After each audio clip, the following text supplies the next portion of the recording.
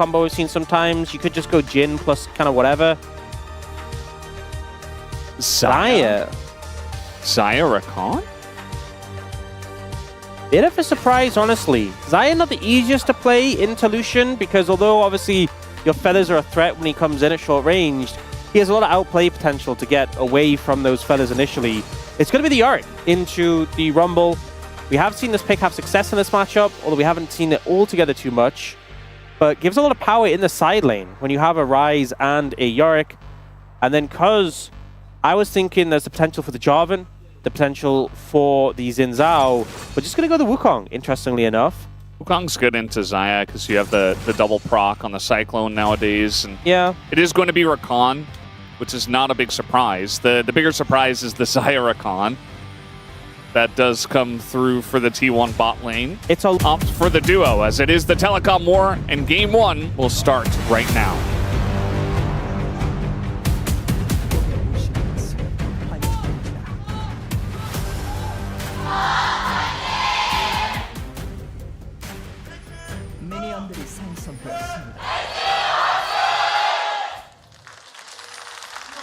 Alrighty, game number 1. As we do begin, we've been having a lot more 6 gamers, Ox. It feels like after all the 4 gamers, we were denied 6 gamers. I said we need a 6 gamer in this one. But we had it yesterday. We need the 2-1. It already happened. To get the 3-way tiebreaker, which I know everyone is hoping for. Apart from the KT fans, it'd obviously be fair if they just won. But everyone else wants maximum chaos. I don't know if they're allowed to declare that they prefer a win for their team. If you're a KT fan, actually, I think you have to say that you would prefer that they lose and then secretly hope that they win. That's a good strategy. It's one we've seen employed many a time. We are seeing the exhaust again from Pays, often seeing this into the Lucian. Able to shut down his bears quite effectively. I wonder, I've said this before, but I wonder if we get to the point where we start seeing the cleanse. If you're expecting the exhaust, then you can just cleanse it and trade those quite effectively. It's what used to be like the meta when we had Lucian Nami all the time, is that they'd run an exhaust into you and you just run cleanse. And then you mind game it by not running exhaust, and it goes full circle. Yeah. So we'll see if that kind of ends up developing, maybe as we go towards the road to MSI. Time being, though, you can see aiming and effort having a lot of pressure in the bot lane. Perfect as well on the top side. BDD doing pretty well in the lane so far against Faker, getting a lot of his health down, which is obviously a little bit fake because of the egg, but it's still a good start. I think the thing with the egg... Oh, because he has red buff as well. Yeah, and mid lane's being pushed in. Red buff is so strong early. Owner's able to hide here on the bush, though. And now he's going to go nice in dodge. onto Cuz. It was a nice dodge, but now Carrier's going to come over here quickly. We do have effort and aiming making their way in. As heal going to be utilized here by Carrier. Yeah, they did a change at the start of the year that just made red buff so much stronger early. And in a situation like this, where Cuz has the outplay potential of the Warrior Trickster and a red buff advantage, it's so hard for Owner to match it. So Owner gets forced off his red. This is obviously a big boon for KT, but it does mean that Cuz kind of wants to go clear his own jungle. And we see Owner's going to go up towards that top scuttle and then doesn't really have much else to do. So I kind of expect to see him look for a gank on the back of that. I think the solo laners off KT have to be a little bit concerned, a little bit wary. You can see Cuz moving into his own jungle to continue clearing. What do we think about that ward there from Carrier? It's outside the bush. It's an unexpected ward. It's not... Yeah, unexpected. They also saw it placed and pinged it. So it's a bit more expected now. A little bit more expected. Yeah. Perhaps suboptimal, we will say, that ward placement. But, you know, everyone's had it. Even Carrier can have it. We were talking about. So Perfect's just getting in there and doing a bunch of damage to Doran instead. So it's going to force a big trade, though, is Doran. And I think that might bait Perfect in. Doran does have to flash away. He's taking damage, though, and 1Q gets the first blood as Perfect's like, oh, so that's why you were doing that. Now, Perfect doesn't have flash now and should almost definitely go down, I think, as... Nope, he doesn't have his Q, and the wall, the cooling wall comes up. Perfect, man. He is so good. This is so big for KT because Owner, with nothing to do on the map, really wants to make a play. And I think Doran just ends up baiting it too hard ends up going down, and then there's that thought, well, this is not good, but at least we get the trade kill. No, they don't even get that.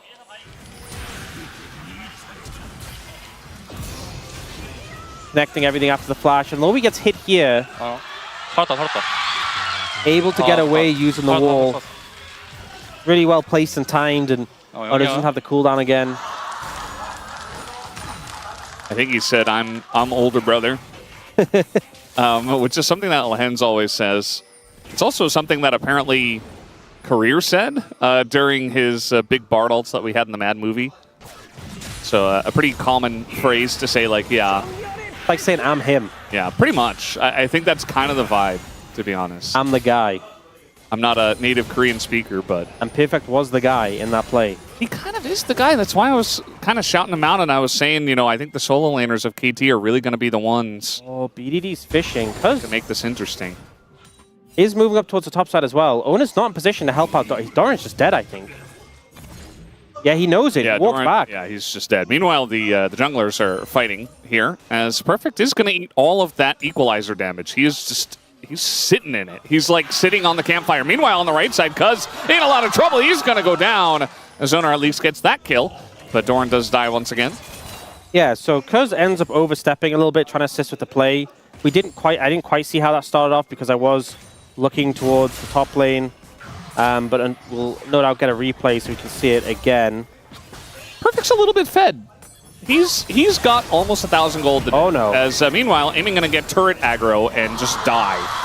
Not sure about this play, bottom lane of KT. And Effort is going to have to back away. That's what happens to the Gold King sometimes, is you lose your focus on the game and you just want that gold. Yeah, so many times when you're playing into a melee support and you have a favorable matchup, they're just waiting for you to make a mistake next to the tower. And it eventually ends up happening where... Okay, the recall gets interrupted. But where Aiming just steps up too close, he's probably been having a great time all lane. He's like, look how freely I can trade into them. One step too far, and he ends up going down. Yeah. Again, I think the solo laners of KT are going to be the big difference maker if we do see KT pick up some wins. It feels really bad as well. I know Lucian Milio does spike pretty well in the mid game, and the Lucian is going to be strong on his 1 and 2 item spikes. I mean, onward from that as well, but it feels bad in a lane like this when you're falling behind, because Xayah Rakan will offer a lot to the team fights and be very robust and reliable, it feels like. Yeah. So Aiming making a bit of a mistake there.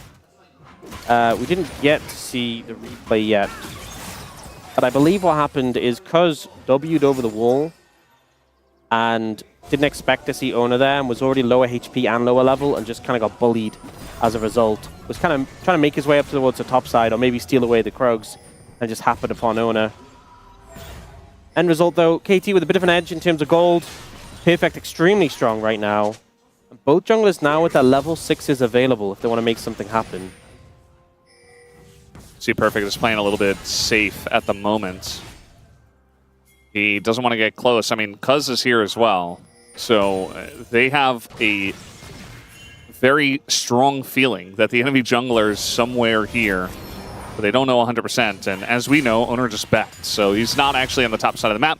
Cuz is going to go ahead and go for the grubs as they realize he's not on the top side of the map. They can just take that objective. We do see a go ping from the blue team, T1, so, onto the dragon, so maybe Owner will go for that in the trade, and that he will. You can see the pressure in the bot lane here with Aiming trying to recall. Carrier just harassing him, trying to force him to recall under tower. Means KT in no real position to contest this. Thorin also going to take an opportune recall here. He was about half HP. We'll get to buy. And it looks like, oh, if they punish here, this could be devastating for Doran. I mean, they saw Cuz, the TP comes in anyway, and now there's a Realm Warp as well. So I think, you know, with 3 people up here, Doran is not in a great spot. He is going to flash and die anyway. BDD, nice juggle of the tower aggro. As Cuz gets out, BDD only takes 1 shot. Yeah, it's unfortunate because Doran also didn't have ultimate, which could have helped with the dive or just been used in lieu of being at the tower. But I think the correct play there for Doran would have been to, yes, recall, but just walk back to lane and wait and see what happens. But TPing back under the tower ends up in a really bad spot. And we see Cuz and BDD just really allowing this gold lead in the top lane to explode. Yeah. This Yorick is just gigantic. Power as well. 2,000 gold ahead, 9.5 minutes in. He's just tanking the Flame Spitter. Like, I don't know if that was a good idea, but it seems like he's fine. He's going to have to give over some Maiden Gold, though. He's got his role quest completed already, and Doran isn't even 3/4. So he's 2 full levels up right now in the matchup. And obviously, having the lane quest done already does boost that. But I don't think Doran really cares about whether he's going to get that later. The problem is he has to lane into Perfect right now. And Perfect also has a Triforce completed. Not a fun time for this Rumble. Not by any means. You can see he's kind of got the wave right in front of his turret. I don't know how long he's going to be able to keep it there. And, you know, with 3 grubs and Ryze and Yorick, especially with the Yorick super fed, KT are going to have a lot of side lane pressure. And play this right, you could definitely see some nice win cons coming from that side lane pressure in this mid game. I think Ryze just generally feels comfortable in the side lane, and he can kill waves quickly. So BDD being in a good position is nice, but he was always going to be at least relevant in the side lane. But having this Yorick be this strong is really what KT were looking for with this composition, and puts them in a great position to play out the game to their win cons. So there is a Ocean Dragon coming up. So we'll see if KT opt to look to contest that and find a position to be able to fight for it. But for the time being, things are going pretty positively. Our mid laners trading. They both have Catalyst and not a whole lot of AP. So it's just a farm fiesta in mid. Not really the most interesting one-on-one. Take it to him and to stop his recall. Yeah. Recalls for you. Anivia very good at that. Long range Q with the stun, but also the wall is the big one. You know what people used to do on Earth? They'd go Anivia, and they could actually just wall you in your base. Yeah. And then you'd get like the AFK punishment. Because you couldn't leave the base. It's a good strategy. It's an evil strategy. If it works, it works. Speaking of working, Doran is working hard, but he's not actually getting much done. As now, effort is engage Melio. He is going to ult and flash away. He says, never playing engage Melio again. We've seen some interesting Melios. We've seen flanking Melio. Yeah. Wasn't super inspiring. But ultimately, when you look at how the lane has played out, Hayes up in farm, has that kill advantage. Feels fantastic. We've seen even some of the harder 2v2s, we've seen Lucian Melio do very well into. But the fact that you're playing into Zyra Khan and they're coming out this far ahead is very promising. We have seen a bit... Oh, BDD's in trouble. He is in a bunch of trouble. They're trying to link some stuns up. They're getting ahead of him as well, waiting for the flash. But BDD is just so fast as the E comes through, but he lives anyway with the help of Effort, who gets there. As now Faker going to go down to the egg. Flashes first, thinks maybe his team can help him. Keria trying to do that, but eventually the egg will fall on top of it all. It's perfect. It's just shelling out so much damage already. I feel like one of the best sort of traits that Perfect has had, particularly this year, has been finding windows where he has pressure in a side lane and just turning up mid at the best time possible. There's been so many plays for KT where something's happening mid and their top laner just turns up. You see right now he's actually doing the blue buff and he just wanders over, turns up, BDD just escapes, and suddenly there's this super strong Yorick here, throws a glob on a Faker. Still had the wall ready, didn't even need it. He's an egg. You don't need to wall the egg in. I know Humpty Dumpty's weak to walls, but they broke it pretty fine without one. Yeah. He had a great fall, I heard. Yeah. Poor guy. Yeah. Couldn't put him back together again. All the King's horses, man, they tried. I'm not gonna lie, King's horses, not very useful. Putting something delicate back together. Yeah, I'm not even sure why they're mentioned at all in the story, to be honest. Also, I feel like when you're trying to put something delicate together, excessive numbers isn't exactly a winning trait. Yeah. Did they really need all of them? Like, they could have just maybe had just one guy. One guy who's really, maybe with a little bit of backup, because it sounds like Humpty Dumpty wasn't like a tiny egg, but maybe a bit of backup to hold things in place. But like one craftsman or like an artisan or something, you know? Yeah. Emilio's dead. It kind of feels like a too many chefs situation. Yeah. Maybe that's why they failed on putting the egg back together. It really does feel like they didn't think it through. Unlike us, who have really thought of every possibility. We've really explored how they would put the egg back together. Yeah. T1 are looking for Double Dragon here, and the fact that effort is dead, I think, is going to help them pick this one up. Yeah, this Emilio just struggling a little bit. Oh, Hextech Soul. Okay, so T1 get the big payoff. 2 dragons already in pocket, and they discover it's a Hextech Soul, which feels pretty fantastic, especially into a short range. I mean, to be honest, both of these compositions, relatively short range, short to mid-ranged, but the Hextech value is just so big, especially when you have abilities that can proc it from a distance, like a little flick of the Zaya feathers. Yeah. Can easily just land a slow that AoEs on everyone else. Or an Equalizer. That does already slow, though, so... Yeah, but... It just chains it can chain to other people. Yeah. So you can just, like, potentially even just throw it down. You're not going to want to do it every time like that, but if you do get Hextech Soul, could be nice.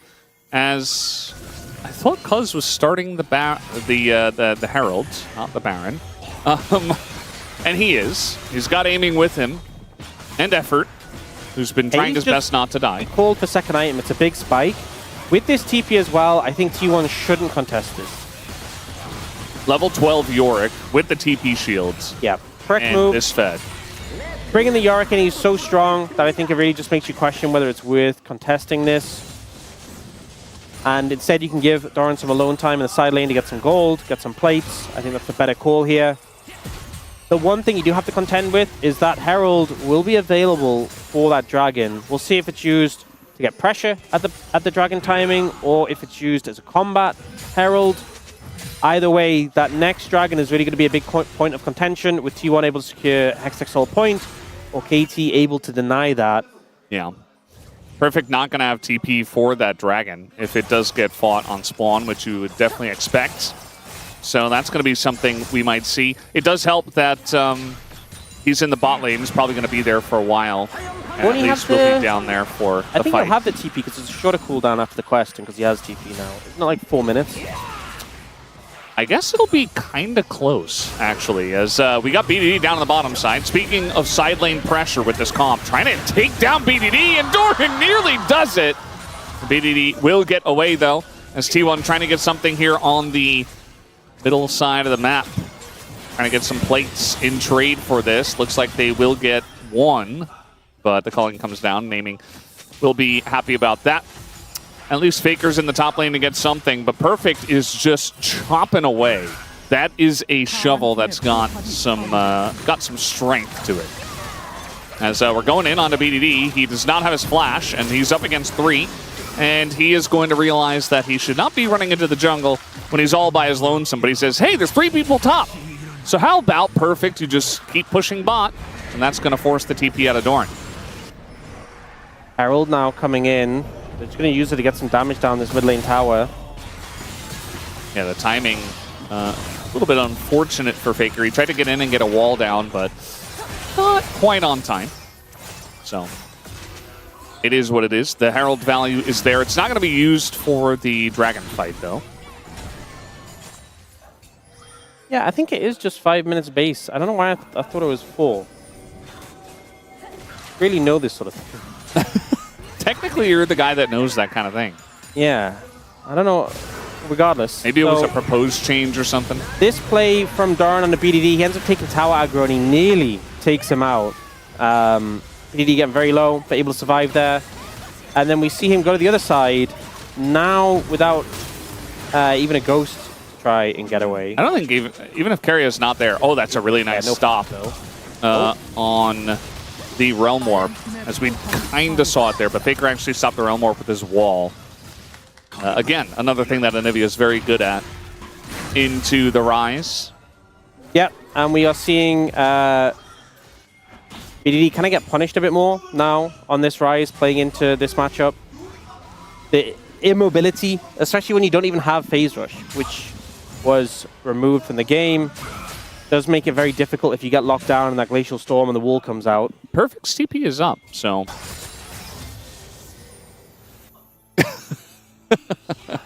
We need to do another deep dive about the CD situation. I don't really know which is correct, because based on the timing, feels like 4 minutes. I don't know. Maybe our spacers can dig into that one. And 14 seconds until the Hextech Drake is going to spawn. You see that Effort's getting some nice wardage over the wall.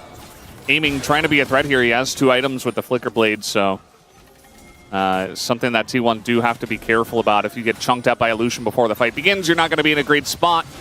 They're going to start up the Dragon. You know what it is? He has Cosmic Insight. That's why he's there you go. Cooldown. There you go. We figured it out. Okay, that is going to be the Drake to KT. And T1, they get here, but they get here a bit late. So not really an angle for them to challenge it.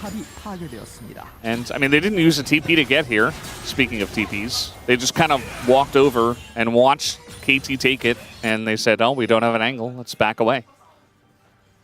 Yep, so great for KT, denying that Hextech Soul point. And the fact they get it without even needing to fight feels pretty good. I feel like even though they have this super strong Yorick, the fact that T1 has a gold lead despite the 2.4k gold advantage in the top lane is a little concerning. Yorick, I think, does okay into T1's composition in terms of being able to fight. Oh. All right, well, that's going to be Cuz getting the flash at a Faker as he goes on in, as he's got another charge of the Cyclone, but he's not quite able to land it on anyone. And they have the damage as he's just sitting in the ult from the Anivia. And so I suppose a nice bait from Faker. T1 forced the play on Cuz by trapping him with the wall, and he decides to try and make a fight out of it rather than just flashing away. In the end, he goes down, does burn the flash from the Anivia, and the exhaustion pays. But ultimately, does give another kill over. And now T1, 1,200 gold up. Again, despite the big discrepancy in the top lane, we see both Faker and Pays being very strong in this current situation. Yeah, it's really nice to see Faker having this lead as well, as this is the fight once again. They trap Cuz. Faker flashes, but leaves Cuz in a rough spot. Yeah, the ult from Effort comes out, but it's just not enough.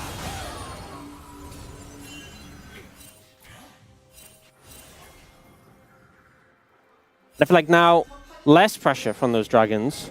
Baron is up and available, so have to be a little bit concerned if you do overstep now, as a jungler in particular, that they could just turn onto that. Yeah, it's just pretty interesting the way this game has gone, where it's like Perfect got this gigantic lead 9 minutes into the game. He's held around a similar number, like he slowly grew it to 2.3k instead of 2. Oh, they're looking for Faker, but Ona's there to block them. He's still going to TP out. Yeah, it was a little bit perhaps more concerned than we were, but this happens to Faker every game. Yeah. Where it's like he's always in the side lane, they're always collapsing on him. So my real concern is a bit of paranoia. Perfect's not getting that much done on the side lane. Yeah. And getting that dragon was huge because it buys more time for the playthrough sides, but we're not really seeing that much success come through. He's kind of just pushing waves into the Rumble. Yeah. And considering, even with that massive goal deficit in top, T1 are still ahead, it's going to be really hard to 5v5. The Yorick just doesn't have as much impact as some of these other picks on the side of T1. Yeah.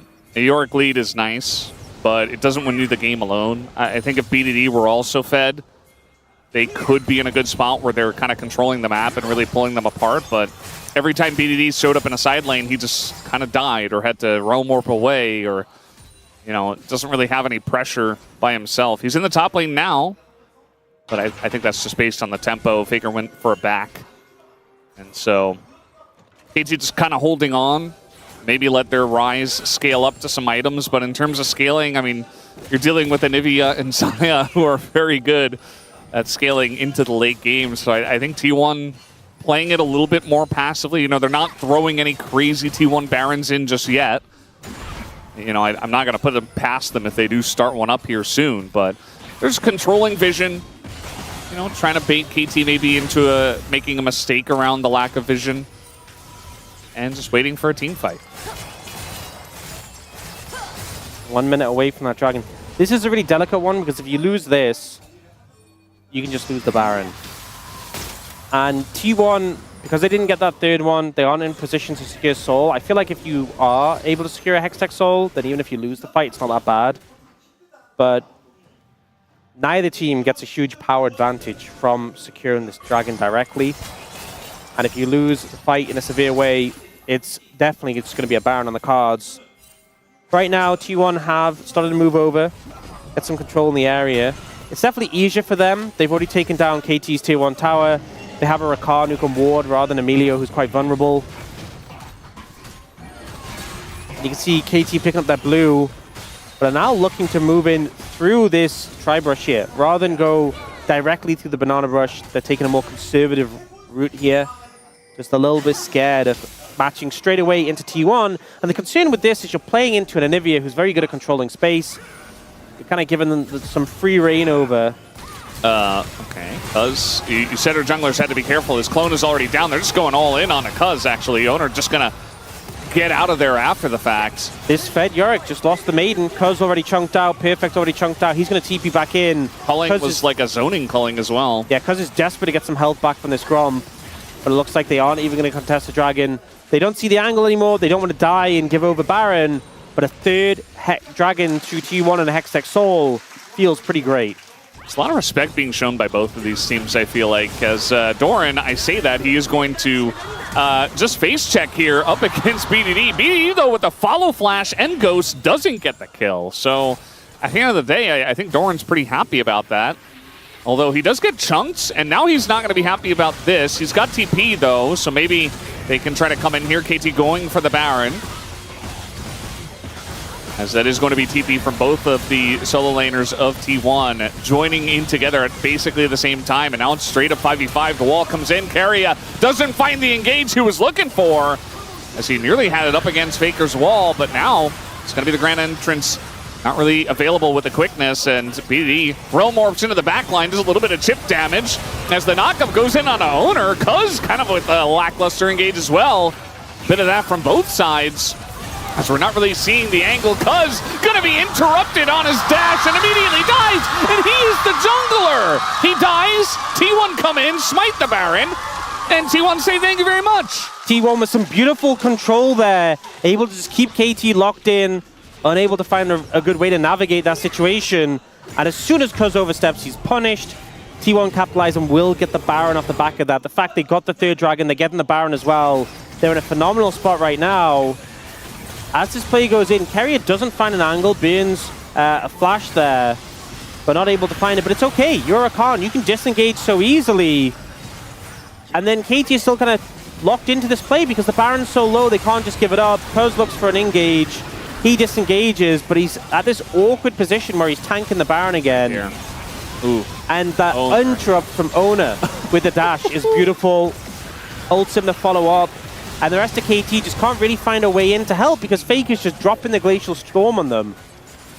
T1 working so well as a unit, and KT end up losing another objective. Yeah, and Cuz wanted to go back in there. He had the second charge of a Cyclone, and you could tell they were kind of like backs against the wall, so they wanted to have Cuz engage for the team. He is pretty much the only engage. You saw BDD like trying to realm warp into the back line and do it that way, but unless Cuz gets in with a Cyclone, you're not engaging onto the Anivia. As, speaking of engage, they're going to find just straight up aiming. He's just dead.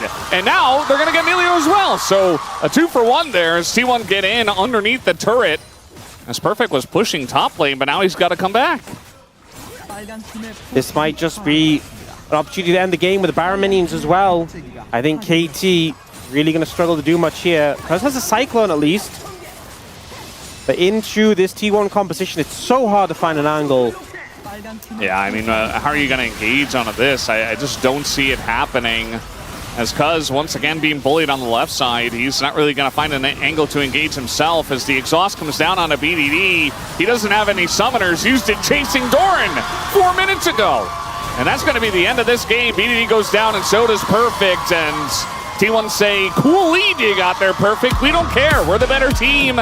And they take them down in the span of about 5 minutes. I think KT